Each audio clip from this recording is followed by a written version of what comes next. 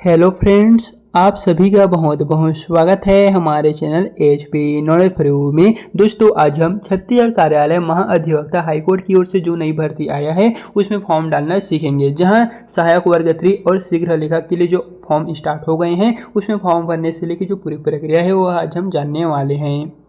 तो सबसे पहले आपको चले आना है छत्तीसगढ़ कार्यालय महाअधिवक्ता हाईकोर्ट के ऑफिशियली साइट पर एंड इस वेबसाइट की लिंक को मैं डिस्क्रिप्शन में भी दे दूंगा, जहां से दोस्तों क्लिक करके डायरेक्ट इस पेज में आप आएंगे। तो इसमें जो फॉर्म भरने का पूरा प्रक्रिया है, आवेदन फॉर्म कैसे भरने चले दोस्तों जानते हैं, वो भी स्टेप बाय स्टेप। तो आप ऊपर की ओर एक 3 डॉट का मेन्यू दिखाई देगा, तो इस पर क्लिक कर देना है। फिर यहाँ पर आपको नोटिफिकेशन एंड एडवर्टाइजमेंट का ऑप्शन दिए गए, तो प्लस वाले ऑप्शन पे क्लिक कीजिए। फिर नीचे में आपको एक एडवर्टाइजमेंट का ऑप्शन देखने को मिलने वाला, इस पर आपको फिर से क्लिक कर देना है। और यहाँ पर देखेंगे तो अगला जो पेज है वो आपको कुछ इस प्रकार से देखने को मिलेगा। तो चलिए इसे हम ट्रांसलेट करके हिंदी में करते हैं, ताकि आपको अच्छे तरीके से ये जो नोटिफिकेशन है वो समझ में आए। तो दोस्तों यहाँ पर आप देखेंगे तो नीचे में यहाँ पर आपको साफ साफ देखने को मिलने वाले, जैसा कि यहाँ पर है जो छत्तीसगढ़ कार्यालय महाधिवक्ता की ओर से भर्ती निकल कर आया हुआ है, जिसमें स्टेनोग्राफर है, सहायक ग्रेड 3 शीघ्र लेखक जो पद यहाँ पर है, तो उसके संबंध में दोस्तों हम फॉर्म डालने जा रहे हैं।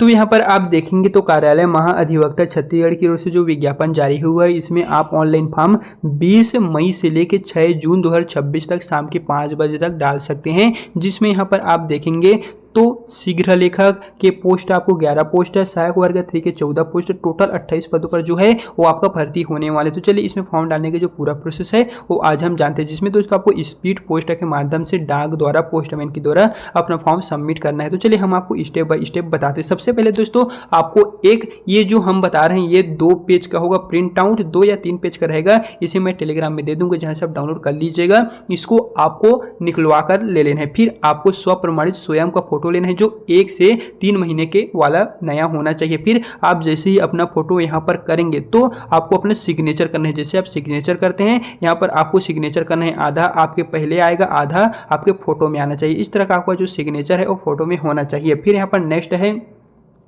अनुसूचित जाति, अनुसूचित जनजाति, अन्य पिछड़ा वर्ग, अनारक्षित, जनरल। आप जिस भी कैटेगरी से हैं वो आप चुन लीजिएगा। तो मैं अन्य पिछड़ा वर्ग OBC से हूँ, तो मैं इसको सही करूँगा, आप पेन से टिक कर लीजिएगा। फिर यहाँ पर जेंडर में महिला पुरुष, तो मैं पुरुष को सिलेक्ट कर लेता हूँ, आप अपने अनुसार सिलेक्ट कर लीजिएगा। अगर आप मेल है फीमेल है वो आप देख लीजिए। फिर दिव्यांग, अगर आप दिव्यांग है तो हाँ, अन्यथा नहीं पर टिक कीजिएगा। भूतपूर्व सैनिक होंगे तो यस, अन्यथा नहीं, क्योंकि यहाँ पर उपरोक्त जो है वो आप जिसका भी फॉर्म भर रहे हैं उसी के बेसिस पे आपको डालना है। फिर यहाँ चलिए नीचे की ओर आते हैं और यहाँ पर अगला इंफॉर्मेशन में कहा जा रहा है विषय, आप शीघ्र लेखक के लिए फॉर्म भरेंगे या सहायक वर्ग 3 के लिए। आप जिसके लिए भी फॉर्म भरते हैं उसको आपको यहाँ पर टिक कर देना है। मान लीजिए सहायक वर्ग 3 के लिए फॉर्म भरेंगे तो इसको टिक करना है, शीघ्र लेखक के लिए स्टेनोग्राफर के लिए फॉर्म भरेंगे तो इसको टिक कर देना है। तो मैं सहायक वर्ग 3 के लिए फॉर्म भरता हूँ तो इसको मैं टिक कर देता हूँ। फिर यहाँ पर है कार्यालय महाअधिवक्ता छत्तीसगढ़ बिलासपुर का विज्ञापन क्रमांक, यानी कि जो विज्ञापन है वो कब जारी हुआ। तो चलिए इसे मैं नीचे की ओर आता हूँ और यहाँ पर देख लीजिए जो विज्ञापन आपका जारी हुआ है वो यहाँ पर लिखा हुआ है 18/5/2026 को जारी हुआ। ये जो डेट है वो तो ऑनलाइन फॉर्म वाला डेट है, लेकिन ये जो है वो आपको विज्ञापन है, तो हम लिखेंगे 18/5/2026। तो चलिए फिर से हम उसी पेज पे रिडायरेक्ट होते हैं और आपको पूरा प्रोसेस बताते हैं। तो यहाँ पर आप देखेंगे तो दिनांक, तो आपको यहाँ पर 18/5/26 और लिखना है, ये सभी के लिए सेम रहने वाले हैं। फिर यहाँ पर आवेदित पद का नाम, तो मैं सहायक वर्ग 3 के लिए फॉर्म भरता हूँ तो यहाँ पर आपको सहायक वर्ग 3 डालना है। फिर आवेदक आवेदिका का पूरा नाम हिंदी में, आपका 10 के रिजल्ट में जैसा नाम होगा सेम टू सेम वैसे डालना है, या जिस भी स्टूडेंट का आप डाल रहे हैं सेम टू सेम 10 के मार्कशीट के अकॉर्डिंग होना चाहिए।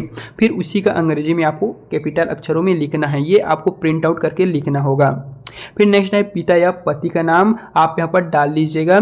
फिर यहाँ पर डेट ऑफ बर्थ अंकों में शब्दों में, वो आपको यहाँ पर पहले तो अंकों में डालना है फिर शब्दों में डालना है। फिर यहाँ पर आपको 1/1/2026 के अनुसार जितनी आयु हो रहा है वो आप डालना है, या फिर नहीं समझ में पा रहा हो तो आप 1/1/2026 में आपकी जो भी आयु होगा वो आप देख लीजिए। जैसा कि मेरा जो है वो मैं यहाँ पर करूँगा, तो आपका जो भी आयु होगा वो आप यहाँ पर घटा दीजिएगा, तो आपको जो है वो स्वयं मिल जाएगा। या फिर आप चाहें तो इसे गूगल में, क्रोम ब्राउजर में जो एज कैलकुलेटर होता है वहाँ से भी आप निकाल सकते हैं। बाकी अगर आपको निकालना नहीं आता है तो कमेंट में आप अपना डेट ऑफ बर्थ बता दीजिए, मैं आपको जितना आयु वर्ष माह हो रहा होगा मैं कमेंट में ही रिप्लाई दे दूँगा।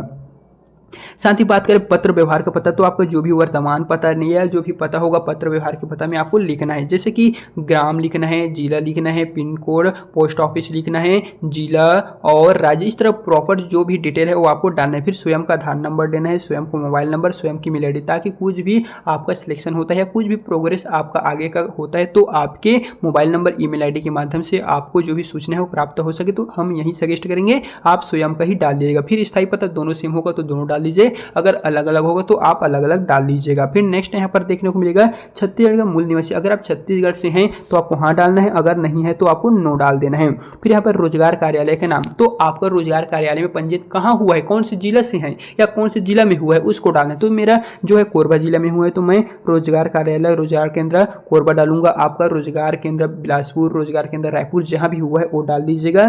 पंजीयन क्रमांक एवं दिनांक, आपका जो भी पंजीयन रोजगार कार्यालय का पंजीयन क्रमांक है वो डाल दीजिए और कौन से दिनांक पे हुआ है वो डाल दीजिए। प्रमाण पत्र की छायाप्रति आपको संलग्न करना होगा। फिर यहाँ पर है अनारक्षित, अनुसूचित जाति, अनुसूचित जनजाति, अन्य पिछड़ा वर्ग द्वारा जारी किया गया प्राधिकरण द्वारा जाति प्रमाण पत्र की छायाप्रति आपको संलग्न करना होगा। आप कौन से हैं वो आप यहाँ पर जो है वो यहाँ पर लिख लीजिए। अन्य पिछड़ा वर्ग से हैं तो वो आप यहाँ पर डाल सकते हैं। फिर यहाँ पर है क्या आपको अधिकतम आयु सीमा में छूट चाहते हैं, तो दोस्तों मैं नहीं चाहता हूँ, क्योंकि मुझे आयु जो है वो इसमें जितना मांगा गया है उतने के अंडर हूँ, तो मुझे नहीं चाहिए तो मैं नहीं लिखता हूँ। फिर यहाँ पर वैवाहिक स्थिति, अगर आपको मैरिड हो चुका है तो विवाहित, नहीं हुआ है तो अविवाहित जो है वो आप यहाँ पर लिख लीजिएगा, वो भी पेन से। फिर बात करें नेक्स्ट यहाँ पर है क्वालिफिकेशन ऐड करने की, तो यहाँ पर पहले तो आप 10वीं का डाल दीजिए, फिर 12वीं का डाल दीजिए, फिर कॉलेज हो गया होगा तो कॉलेज का डाल दीजिए, कोपा होगा तो कोपा का, स्टोनो का, डीसीए, पीजीडीसी, जैसे जो जो यहाँ पर क्वालिफिकेशन मांगा गया वो सभी आप यहाँ पर एक एक करके जो है वो एंटर कर लीजिएगा। आपको किसी भी तरह का कुछ भी प्रॉब्लम नहीं होगा। साथ ही नीचे क्यों रहेंगे तो यहाँ पर है क्या आवेदक शासकीय अर्धशासकीय संस्था में सेवावृत्त, अगर आपका नौकरी यहाँ पर लग चुका है तो आपको हाँ करना है, शासकीय है, संविदा है, जो भी है वो आप हाँ या नहीं के माध्यम से जवाब दे सकते हैं। तो मुझे नहीं है तो मैं यहाँ पर सिंपली क्या करूँगा, नहीं लिखकर कर दूंगा। फिर यहाँ पर आगे में आप देखेंगे तो है क्या आपको कभी नैतिक पतन से जुड़े किसी अपराध के लिए दोषी ठहरा है, तो नहीं, तो मैं यहाँ पर सिंपली नहीं लिख लूंगा। फिर नेक्स्ट है क्या आपको कभी उच्च न्यायालय द्वारा अयोग्य घोषित किया गया है, तो नहीं, तो मैं यहाँ पर सिंपली नहीं यहाँ पर लिख लेता हूँ। फिर आपको जितने भी प्रमाण पत्र है आप 10वीं का डाल दीजिए, 12वीं का डाल दीजिए, कॉलेज का, कोपा का, स्टोनो, आपके पास जो जो डॉक्यूमेंट अवेलेबल है, जो जो डिग्री आपके पास अवेलेबल है, सभी की दोस्तों फोटो छाया प्रति आपको डाल देना है, प्लस उनका जो नाम है वो आप एक एक करके आधार कार्ड जो जो देना चाहते हैं सभी का एक एक करके नाम लिख लीजिएगा।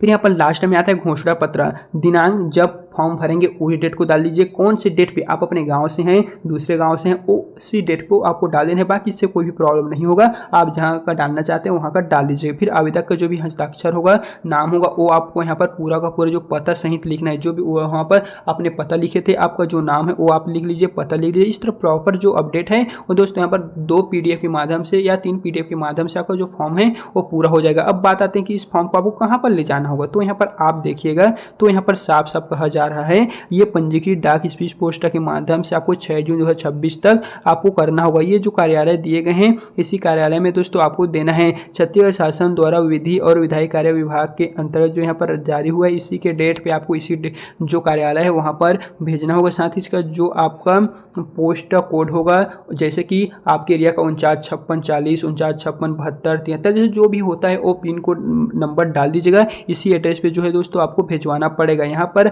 आपको महत्वपूर्ण गाइडलाइंस दे दिए गए हैं दोस्तों। इस तरह हमने आपको फॉर्म भरने से लेकर जो जो यहाँ पर आपको प्रिंट वाला प्रोसेस है कंप्लीट बता दी है, ताकि आपको किसी भी तरह कुछ भी प्रॉब्लम ना हो। बाकी अगर आपको फॉर्म भरने में किसी भी तरह का कुछ भी प्रॉब्लम होगा तो दोस्तों आप हमें कमेंट में बताइएगा, हम आपको उसका जो प्रॉपर रिप्लाई है नेक्स्ट वीडियो के माध्यम से या कमेंट में ही दे देंगे। सो चलिए